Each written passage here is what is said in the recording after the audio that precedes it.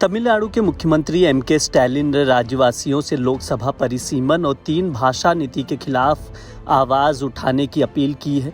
उन्होंने केंद्र सरकार पर आरोप लगाया है कि जबकि ये दावा करती थी कि वो राज्य पर अपनी इच्छाएं नहीं थोप रही है, उसकी कार्रवाई इसका उलट संकेत देती है। सीएम स्टैलिन ने इस मुद्दे पर 5 मार्च को एक सर्वदलीय बैठक बुलाई है, जिसमें लोकसभा परिसीमन और 3 भाषा नीति पर चर्चा की जाएगी। स्टैलिन ने आशंका जताई है कि राज्य की कम जनसंख्या के कारण तमिलनाडु अपनी वर्तमान 8 लोकसभा सीटें गंवा सकता है।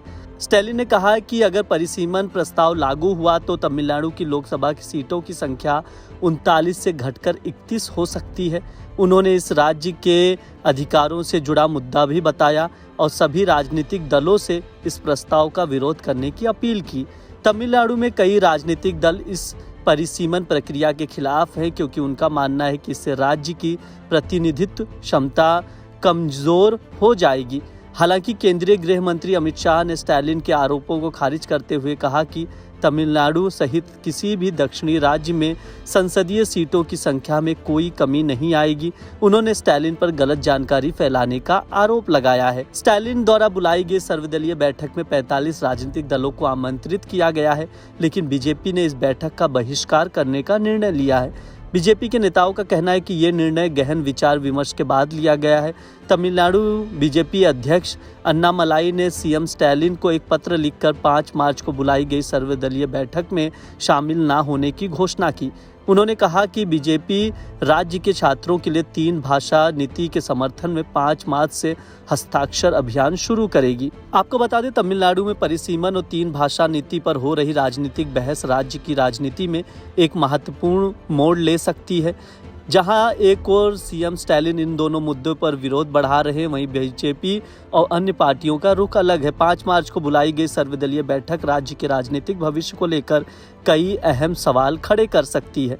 इन चर्चाओं और निर्णयों का असर राज्य की राजनीति और आगामी चुनावों पर पड़ सकता है। भाषा का मामला बहुत सेंसिटिव मामला है। हम लोग ये समझते हैं जो हिंदी भाषा बोलते हैं कि हम इस भारतवर्ष के मालिक हैं और हम अपनी भाषा को पूरे देश में इम्प्लीमेंट करेंगे। नेशनल लैंग्वेज बहुत ज़रूरी है, लेकिन थोपी नहीं जा सकती है। अगर हम थोपेंगे देश टूट जाएगा। लोकसभा के अंदर मैंने भाषा के मुद्दे पर एमपीज को हाथापाई तक नौबत आ पहुंची थी। तो इसलिए भारत सरकार को चाहिए कि किसी भी प्रांत के अंदर हिंदी भाषा या कोई भी भाषा जबरदस्ती नहीं थोपनी चाहिए। हमें सारी भाषाओं की इज्जत करनी चाहिए। अगर हम क्या नॉर्थ इंडिया के अंदर हम इनकरेज करते हैं लोगों को कि मलयालम सीखें, तमिल सीखें, हम नहीं करते हैं। तो अगर आप नहीं करेंगे तो इस तरीके का डिस्क्रिमिनेशन करेंगे तो निश्चित तौर से साउथ से यही आवाज उठेगी जो तमिलनाडु से उठ रही है।